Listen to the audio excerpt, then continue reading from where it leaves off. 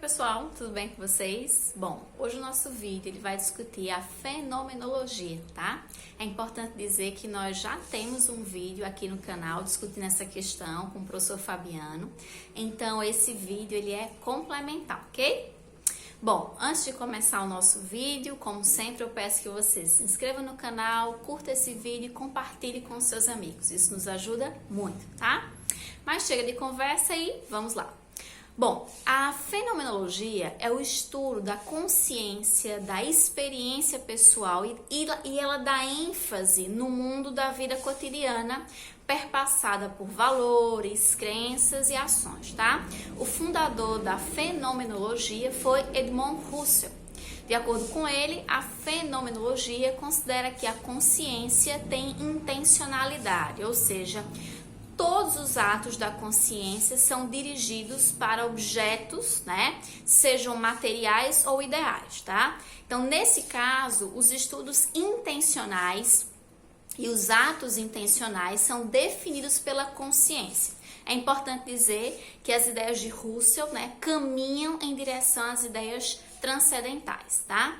A fenomenologia questiona a neutralidade do positivismo por considerar as crenças, valores, né, e atos do pensamento. No livro Ideias para a Fenomenologia Pura, de 1931, de Husserl, ele distingue o ponto de vista natural do ponto de vista fenomenológico, tá? Do ponto de vista natural, o indivíduo está consciente apenas dos objetos que estão factualmente presentes. Por outro lado, na perspectiva fenomenológica, a pessoa ultrapassa os objetos externos e chega a compreender a consciência do objeto, né? Para alcançar o ponto de vista fenomenológico, o indivíduo deve eliminar diversas características de sua experiência, submetendo-as, né, a reduções fenomenológicas. Duas são as reduções fenomenológicas. A primeira é a epoché, tá? Que é aquele momento em que a pessoa deixa de aceitar aspectos da vida como verdadeiros, né? Tais como linguagem, cultura e etc. O indivíduo, nesse sentido, conquistaria a autoconsciência para parar de ver a si mesmo como parte das coisas que ele aceitava no mundo. Uma observação aqui, tá? Isso não significa negar a existência do mundo, né? O propósito é a abstenção de todas as crenças. Mas voltando. E o segundo aspecto é a redução em si, que é o processo de reconhecimento da aceitação apenas como o que é aceitação. E é por ser capaz de ver uma aceitação como uma aceitação que a pessoa alcançaria o conhecimento transcendental. De acordo com Husserl, o primeiro passo da investigação fenomenológica é a redução, tá? Pela epoché e pela redução de si mesmo. O próximo passo seria a redução eidética, né? Que se refere à essência das coisas e não aquilo relacionado à existência ou à função do objeto. Segundo essa perspectiva, não é suficiente ter consciência. Na realidade, o indivíduo ele deve relacionar os diversos atos da consciência possíveis até que suas próprias estruturas sejam alcançadas, tá? O terceiro e último passo é chamado de redução transcendental, em que, para Husserl, o objeto da fenomenologia é o retorno da pessoa ao ego transcendental. Seria aquilo que é necessário, né, para que o indivíduo tenha autoconsciência completa. Ainda, né, segundo ele, para alcançar o ego transcendental deve haver reversão da consciência. No entanto, a fenomenologia ela foi particularmente divulgada por Heidegger e não por Husserl, tá? Heidegger ele se interessa pela escola fenomenológica de Husserl, né? Foi inclusive seu discípulo, né? E se interessa pela sua principal obra, né? Ser e o Tempo. Heidegger se opõe à recusa hegeliana do componente histórico da filosofia, né, por receio de associar-se ao historicismo, que para Husserl significava uma entrada no relativismo histórico. Bom, para pensar Heidegger, ele vai trazer uma subjetividade fenomenológica, né, que seria a lógica de tentar correr o risco da exposição à concepção metafísica do sujeito, que para ele já havia sido superada, né, pela vertente. Portanto, para ele, essa lógica russoliana, né, seria um retrocesso.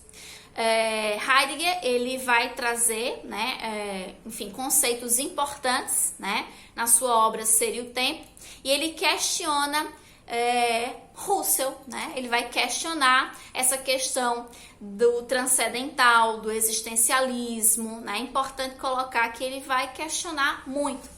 Para Heidegger, a compreensão é um traço existencial da existência humana. O filósofo ele coloca ainda que a genuína filosofia é feita menos de problemas, ou seja, discussões teóricas, do que de questões, ou seja, interpretações das coisas. Então, nessa linha, a fenomenologia, né, a princípio, é um modo de investigar as coisas como elas se mostram, ou seja, apenas a manifestação dos fenômenos aparentes. Ela vai às coisas imediatamente, indo às suas objetualidades. Portanto, a fenomenologia ela tem um caráter primário e metódico. Em outras palavras, teria que obedecer aos passos de um método para reconduzir as coisas ao solo do fenômeno. Então, a fenomenologia ela vai ter essas características. Como vocês, para finalizar, enfim, a título de revisão, como vocês devem ter observado, quem vai iniciar toda essa questão vai ser Husserl, depois quem vai propagar essas ideias vai ser Heidegger, que inclusive foi discípulo de Husserl, né? A lógica fenomenológica, ela vai se pautar apenas no que está dado factualmente, né, fazendo diversas análises da consciência, né? Husserl vai para a coisa transcendental, já Heidegger questiona essa questão transcendental. Mas, enfim, para que vocês possam entender um pouco essas questões. E por que, professora, você está trabalhando essas questões? Veja, o serviço social no movimento de reconceituação, que é dividido em 3 ciclos históricos: primeiro, modernização conservadora; segundo, reatualização do conservadorismo; e terceiro, movimento de intenção de ruptura. Na segunda vertente, na reatualização do conservadorismo, o serviço social vai beber da fenomenologia. Vai ser muito complicado, claro que nós tecemos a crítica a isso, mas como eu sempre digo, até para criticar eu preciso conhecer, né? Então, estou colocando aqui como que os principais filósofos, os principais pensadores dessa vertente descrevem a fenomenologia, né? Eu peço desculpas porque eu não sou, né, uma grande estudiosa da questão, não sou filósofa, não sou, né, dessa área, mas eu tentei trazer de uma maneira mais objetiva e simples possível para que vocês pudessem compreender. Por quê? A gente precisa, até para criticar, a gente precisa conhecer, né? Então, vamos trabalhar, assim como a gente vai ter vídeos aqui discutindo o positivismo, discutindo a perspectiva crítico-dialética, embora a gente já tenha vídeos aqui, tá, discutindo marxismo, enfim, mas a gente vai discutir de tudo um pouco, porque a gente precisa conhecer, tá? É importante dizer, o serviço social já abandonou essa perspectiva, tá? Nós tecemos a crítica a essa perspectiva. O que é que nós estamos fazendo aqui, então, professora? Entendendo por que é que a gente faz a crítica, tá bom? Então é isso, gente. Muito obrigada por terem me assistido, me acompanhado até aqui. Eu peço que, se você não me segue no Instagram, me siga. É @tianaborba, Servicosocial, tá? Espero vocês lá. Muito obrigada. Um beijo e até os nossos próximos vídeos.